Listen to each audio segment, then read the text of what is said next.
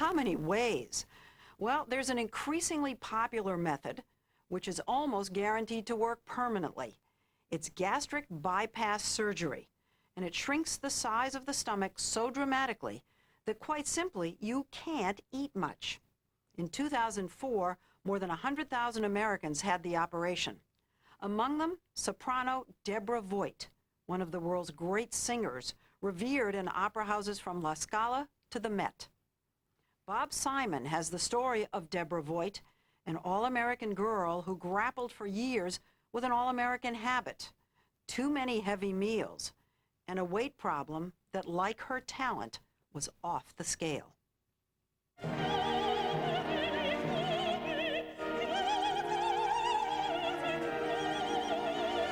This was Debbie VOIGT.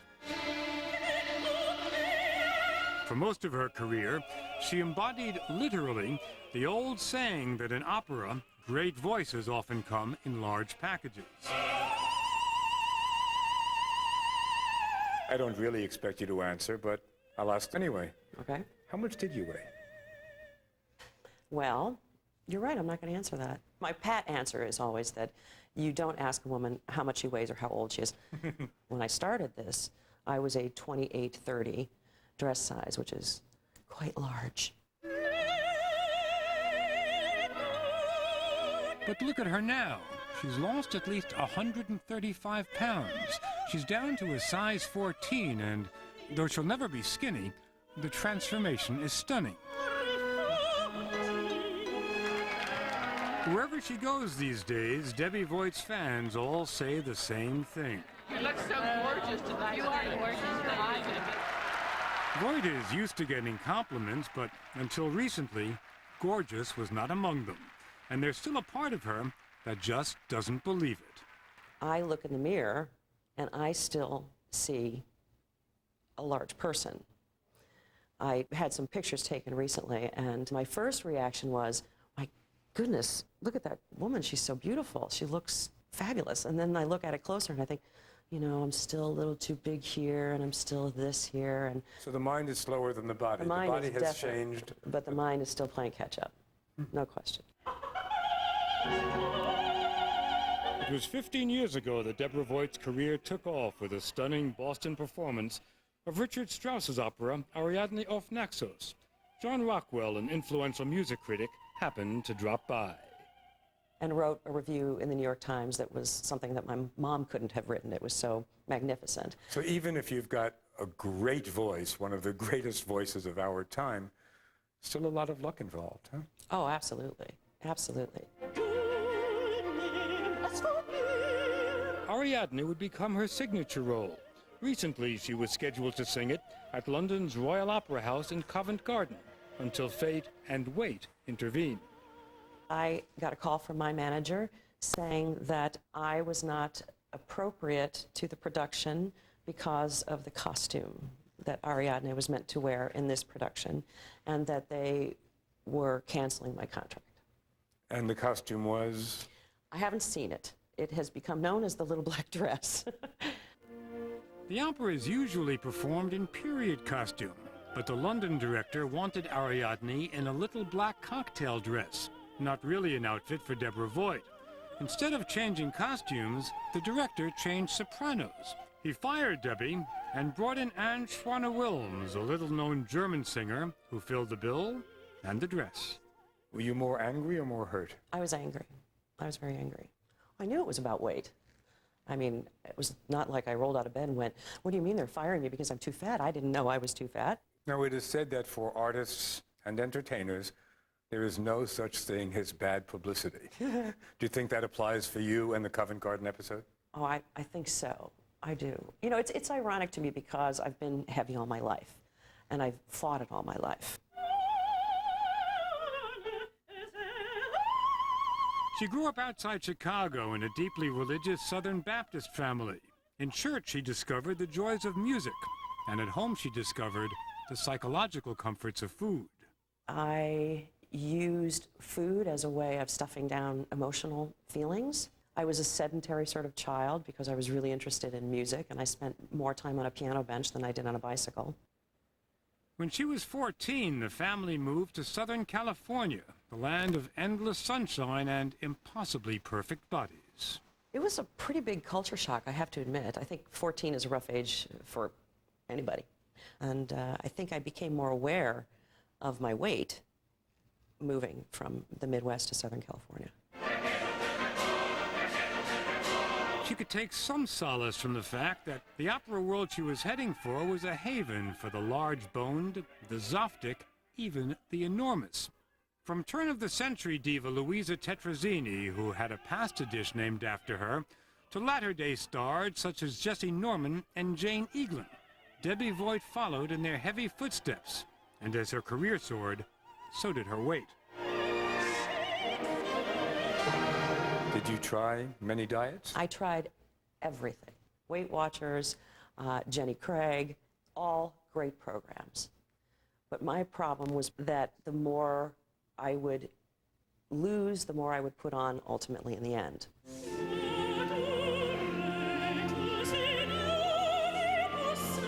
And even in the tolerant atmosphere of the world's great opera houses, Debbie VOIGT was not immune to embarrassment over her weight.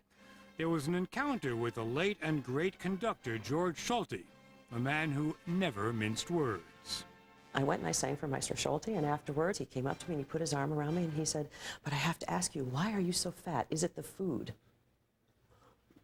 Sounds terribly ironic that at a time that your career was soaring, you were unhappy because of your weight.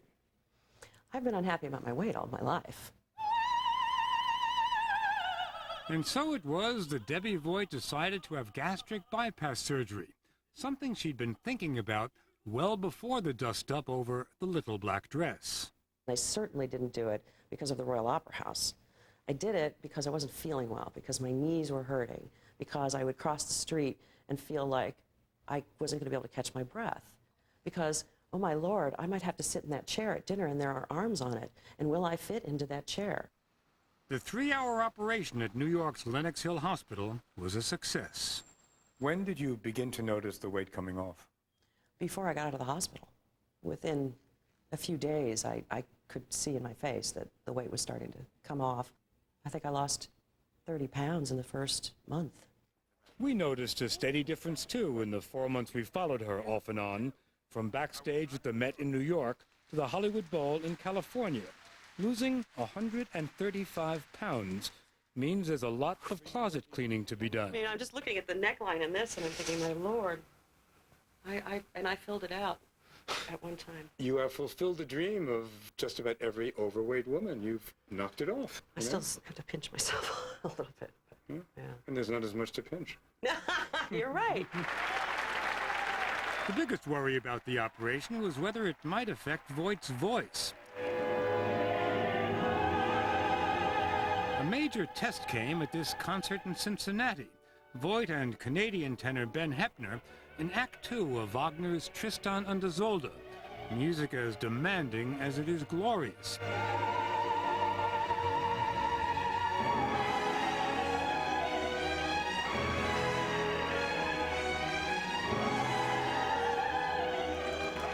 And judging from the curtain calls, VOIGT had nothing to worry about. Conductor James Conlon. Has it changed her voice in any way? As far as I'm concerned, she's as good as she was before, and maybe even better. In fact, I think she is better. Better? How? You can sustain yourself, you can sustain your breath better. You have less work to do just to move around. Here comes lunch. Lunch these days for Debbie involves avocado salad with chicken instead of a cheeseburger. She's learning to deal not only with what she eats, but why she spends so much of her life eating too much. And the reasons that can bring it on run the gamut from I'm depressed, if I eat something, it'll make me feel better. If I'm happy, if I'm bored. And so you have to learn how to deal with those sorts of emotions without your drug, which for me was food. How do you learn that? Therapy. The air is fabulous for singers. I love to get off the airplane in Florida and that moist air that... Between engagements, she unwinds at home in Florida, girding herself for the new opera season, which takes her and her constant companion Steinway to Berlin, Barcelona, Santa Fe, Moscow, Vienna. What are you doing the rest of your life? She sings for her supper with a gathering of friends, and the new Debbie VOIGT even has a new role to look forward to, one that would have been out of the question in her previous life. This fall, she'll portray the opera world's most famous sex symbol, Salome, the temptress in Richard Strauss's opera. I'm so excited about it. It's such a personal triumph for me to even be considered for this, let alone feel confident enough to accept it. And you'll do the dance of the 7 veils. Or some version of it.